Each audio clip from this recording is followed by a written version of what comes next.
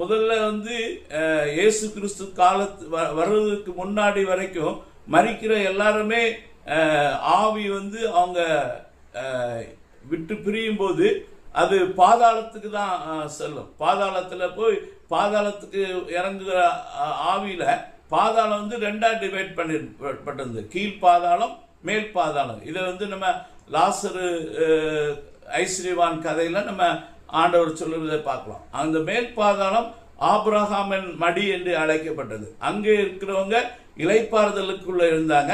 கீழ் பாதாளத்தில் இருக்கிறவங்களுக்கு உபத்திரவங்களுக்குள்ள இருந்தாங்க. அப்படிதான் அவங்க இருந்தாங்க. அந்த பாதாளத்தை திறவுகோலையெல்லாம் அவன் வச்சிருந்தான், அவன் உடையவனா இருந்தான், அவன் தான் அதிகாரி.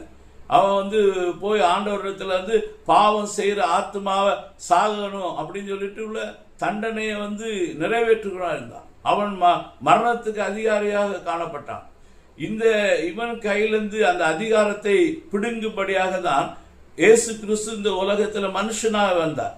மனுஷனாய் அவர் நம்முடைய பாவங்களுக்காக மரித்து அவர் என்ன செய்தார் என்றால் அந்த பாதாளத்துக்கு சென்றார். பாதாளத்துக்கு சென்று அவனை ஜெயித்தார். அதனாலதான் அவர் அதற்கு பின்னாடி சொல்கிறார். 1 கொரிந்தியர் 15ஆம் அதிகாரத்துல நம்ம போய் பார்த்தோம்னா அவர் அங்கு பாதாளத்திட்டு ஜெயித்து எழும்புகிறார். வாசிக்கிறேன் கேளுங்க. 1 கொரிந்தியர் 15:51 வாசிக்கிறேன். இதோ ஒரு ரகசியத்தை உங்களுக்கு அறிவிக்கிறேன், நாம் எல்லாரும் நித்திரை அடைவதில்லை, ஆகிலும் கடைசி எக்காலம் தொனிக்கையில் ஒரு நிமிஷத்தில் ஒரு இமைப்பொழுதில் நாம் எல்லாரும் மறுமாக்கப்படுவோம்.